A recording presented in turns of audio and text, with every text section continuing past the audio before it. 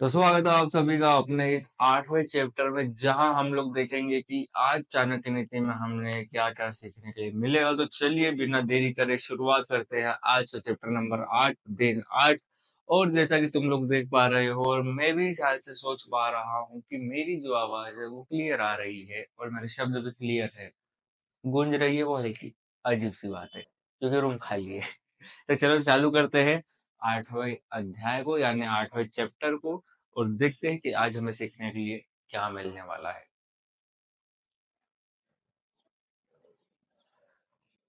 सम्मान ही महापुरुषों का धन है। अधमा धन विच्छन्ति धनम मानव च मध्यमा रतवा मानो विच्छन्ति मानो ही महताम धनम। महापुरुषों के धन की चर्चा करते हुए आचार्य चाणक्य कहते हैं कि अधम धन की इच्छा करते हैं, मध्यम धन और महान चाहते हैं। मध्यम धन और मान चाहते हैं, किंतु उत्तम केवल मान ही चाहता है।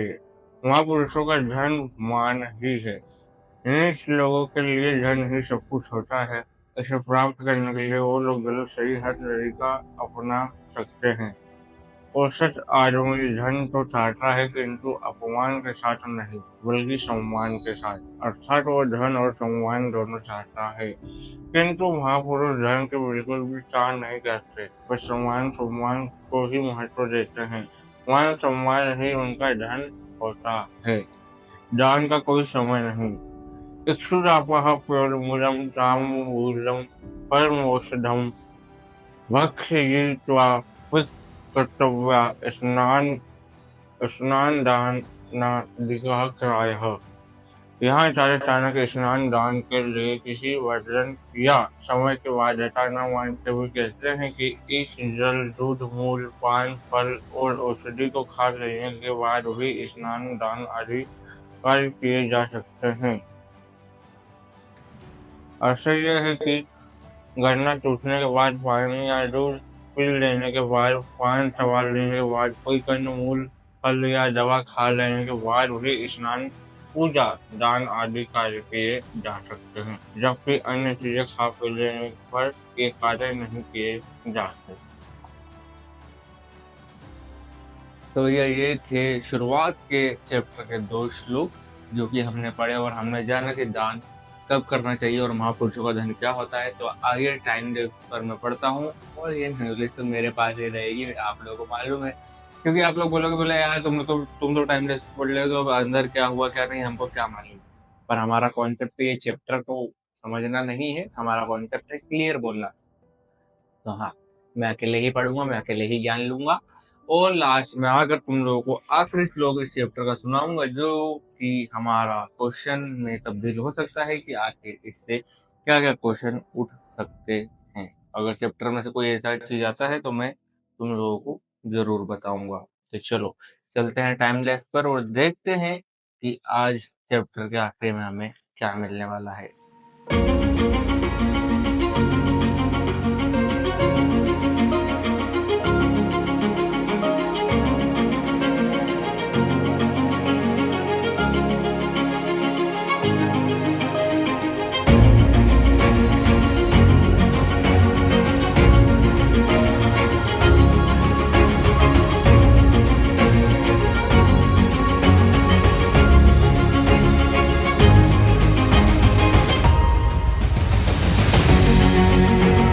तो इस अध्याय को पढ़ने के बाद भाई साहब एक चीज समझ में आया कि जो लोग सोचते हैं कि चाणक्य नीति पढ़ने से इंसान वो हो जाता है, क्या बोलते हैं, सरफिरा हो जाता है। तो बात सही है, सरफिरा हो जाओगे तुम, क्योंकि तुम्हें जीवन के बारे में इतनी अच्छी अच्छी चीजें जानने के लिए मिलेंगी जो कि तुम नहीं जानते। अब जैसे कि आखिरी श्लोक पढ़ते हैं, फिर बात करते हैं क्वेश्चन आंसर के बाद। तो आओ इस चैप्टर का आखिरी श्लोक पढ़ते हैं और जानते हैं कि आखिरी श्लोक में क्या लिखा हुआ है। इनसे हानि ही होती है। अनहीनो जहि दात्रम मंत्रहीन चित्तम ऋत्विजः यजमानं दानहीनो नास्ति यज्ञ समो रिपुः। आचार्य चाणक्य हानिप्रद कांडों की चर्चा करते हुए कहते हैं कि अनहीन राजा राष्ट्र को नष्ट कर देता है। मंत्रहीन ऋषिजो तथा दान न देने वाला यजमान भी राष्ट्र को नष्ट करते हैं।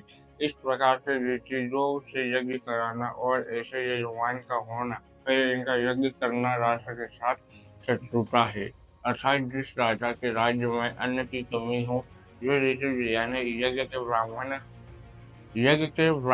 यज्ञ के मंत्र न जानते हों तथा जो यजमान यज्ञ में दान न देता हो, ऐसा राजा ऋषि तथा यजमान तीनों ही राष्ट्र को नष्ट कर देते हैं।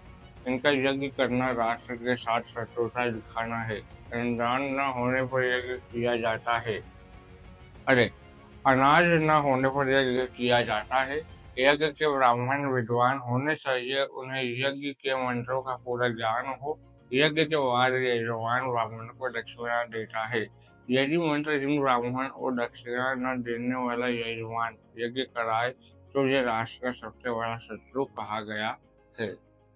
तो ये था आखिरी श्लोक, जहाँ हमने जाना कि भाई साहब देखो, सबका अपनी अपनी फील्ड में अच्छा होना जरूरी है, क्योंकि अगर ब्राह्मणों को अगर मंत्र नहीं आएगा तो वो ढंग से पूजा नहीं करवा पाएंगे, और अगर राजा के राज्य में अन्न नहीं होगा तो फिर वो राज्य नष्ट हो सकता है। प्लस जो यजमान यानी जो लोग पूजा करवाते हैं उन्हें यजमान कहा जाता है, अगर वो ब्राह्मण को दान नहीं देंगे तो उनको भी एक तरह से राष्ट्र के लिए खतरा बताया गया है। हालांकि ये बात थोड़ा सा तुम्हारी समझ से परे हो सकती है, बट एक जो श्लोक मिला जिसमें कि ये लिखा गया था कि भाई साहब, जो तुम देख घटाघट पानी पीते हो, ठीक है, खाना खाने के बाद, उसको आचार्य चाणक्य ने कहा है कि भाई साहब वो विष है, उसे ना करिए।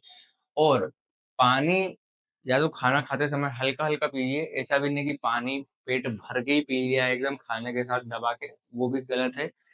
पानी पियो, हल्का हल्का पियो, खाते रहो पीते रहो, हल्का हल्का, ठीक है।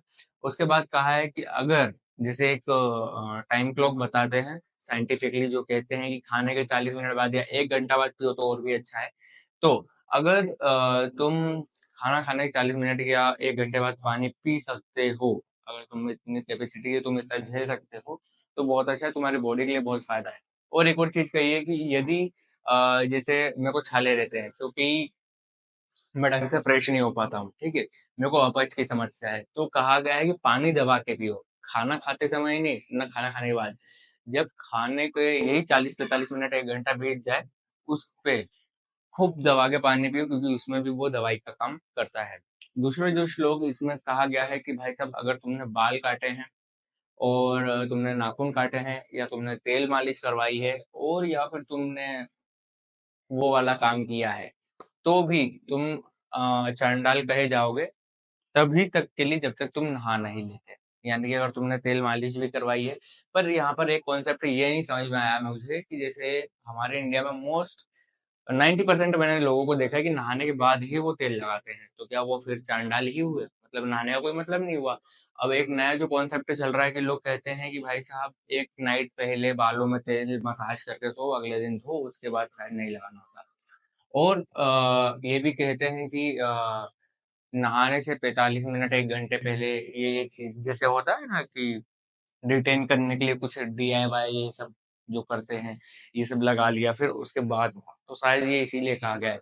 और यहाँ इंडिया में लोग जो हैं वो नहाने के बाद ये सब करते हैं, तो पता नहीं क्या है। बट ये कहते हैं कि अगर आपको चांडाल स्वभाव का नहीं होना है तो आपको तेल मालिश के बाद, नाखून, इवन नाखून तक काटने के बाद, बाल कटवाने के बाद, और तेल मालिश हो गया, ये हो गया, वो हो गया, और वो चीज जो तुम करते हो जिससे कि तुम्हें लगता है कि तुम कमजोर हो रहे हो, वो चीज करने के बाद भी तुम्हें नहाना जरूरी है।